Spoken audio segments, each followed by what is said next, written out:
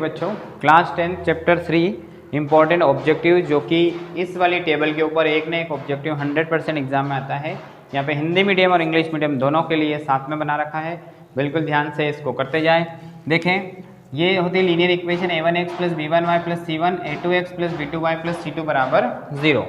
जैसे a1 upon a2 बराबर नहीं है b1 अपॉन b2 के, a1 upon a2 is does not equal to b1 upon b2, तब उसका क्या हल होगा?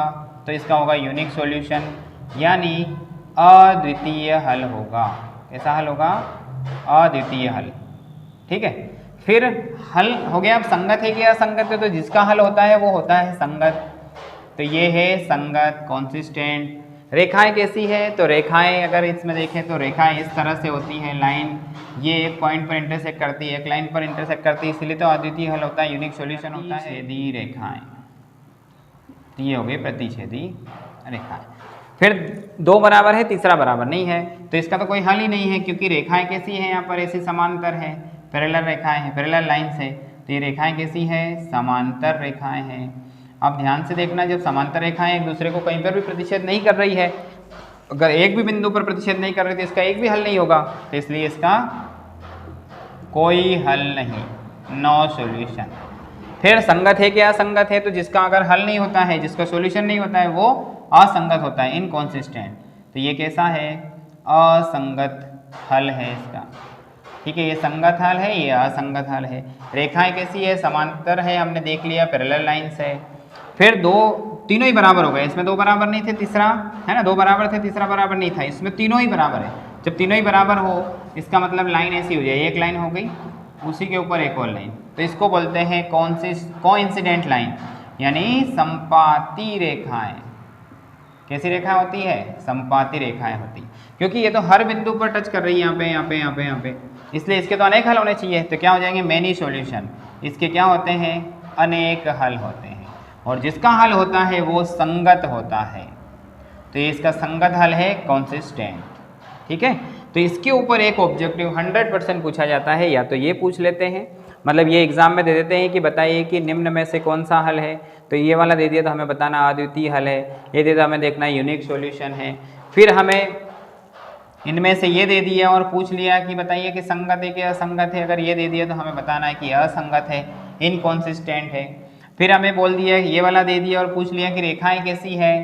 तो रेखाएं प्रतिच्छेदी है, समांतर है कि संपाती है? तो हमें बताना है कि संपाती है। लाइन कैसी है? इंटरसेक्टिंग है, पैरेलल है या कोइंसिडेंट है? तो इस वाले कंडीशन के लिए कोइंसिडेंट लाइंस होती है, ये हमें समझना है। अब एक क्वेश्चन ऐसा दे देते हैं कि ये वाली इक्वेशन दे दी और पूछ लिया कि बताइए कि इसका कौन सा हल है, सॉल्यूशन कैसा है। तो हम इसको यहाँ लिखेंगे, जैसे ये लिखा है ना, a1x plus b1y plus c1 equal to 0 से इसको कंपेयर करेंगे पहले तो यहाँ पर x का कोफिशिएंट कुछ नहीं, यानी 1, तो a1 की वैल्यू कितनी हो गई? 1 हो गई। b1 कितना हो गया यहाँ से? तो 2 हो गया। चिन्ह सही लेना, इसमें प्लस है तो कोई बात ही नहीं। c1 कितना हो गया? तो c1 यहाँ पर 5 हो गया। फिर दूसरी इक्वेशन लेते हैं, माइनस का 3x minus 6y plus 1 equal to 0। इसमें हम दूसरी equation a2x plus b2y plus Chintu, Bittu और चिंटू आ गए यहाँ पर, बिट्टू चिंटू दो भाई, a2 को कंपेयर कर दो, a2 equal to -3, b two equal to -6 और चिंटू कितना? 1। अब इनका रेशो निकालेंगे हम, a1 अपॉन a2 निकालेंगे, तो हमें दिख रहा है a1 अपॉन a2 1 अपॉन -3, ये हो गया a1 अपॉन a2। फिर हम निकालेंगे b1 बटे बिट्टू, b1 बटे बिट्टू 2 अपॉन -6, 2 से कट गया, 2 1 ज़ा 2, 2 3 ज़ा 6। फिर अगला है c1 बटे चिंटू, c1 कितना हो गया? 5, चिंटू कितना हो गया? 1। अब देखो ध्यान से, कोई बराबर दिख रहा है क्या? तो हाँ, हमें a1 upon a2 1 upon -3, b1 upon Bittu 1 upon -3 के इक्वल दिख रहा है। तो हमें दिख गया कि ये b1 अपॉन बिट्टू के इक्वल है, लेकिन c1 अपॉन चिंटू तो 5 अपॉन 1 है, तो ये इक्वल नहीं है। c1 अपॉन c2 जो है इसके इक्वल नहीं है। b1 अपॉन बिट्टू और a1 अपॉन a2 इक्वल है, लेकिन c1 अपॉन चिंटू इन दोनों के इक्वल नहीं है। अब बताओ, ये पूछ रहा कौन सा हल है, कौन सा सॉल्यूशन है, तो हमें कौन सी कंडीशन दिख रही है? ये दिख रही क्या? नहीं। ये दिख रही क्या? यस, ये दिख रही है। तो इसका कोई हल नहीं है, कोई हल नहीं, यानी नो सॉल्यूशन। इसका कोई हल नहीं। अगर ये पूछ लेते संगत है या असंगत है तो असंगत है, इनकॉन्सिस्टेंट है। फिर रेखाएं कैसी है, लाइंस कैसी है, तो समांतर रेखाएं है, पैरेलल लाइन है, जो पूछे वो बता। अगला एक और टाइप का क्वेश्चन, एक तो इस टाइप से आ ही जाएगा।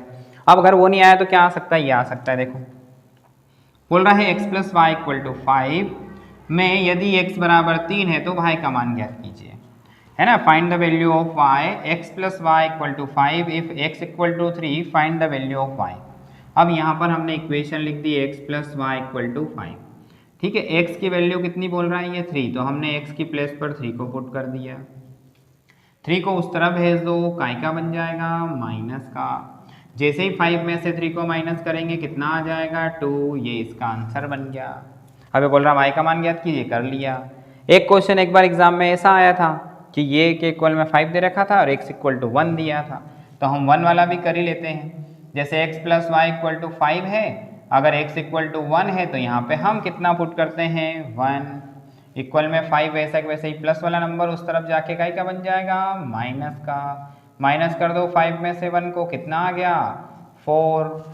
इस तरह से आंसर आ जाते हैं इनके ऑब्जेक्टिव के। तो हमें ऑब्जेक्टिव को भी अच्छे से सोल्व करना है ध्यान से, क्योंकि ऑब्जेक्टिव 30 नंबर के आते हैं, पास होने के लिए 27 नंबर ही चाहिए। तो अगर ऑब्जेक्टिव सारे सही हो गए तो वैसे ही पास हो गए, और अगर ऑब्जेक्टिव सही हो जाएंगे तो क्वेश्चन तो करेंगे ही सही। इसलिए ऑब्जेक्टिव पर विशेष ध्यान देना सभी सब्जेक्ट्स में। ओके, थैंक यू बेटा।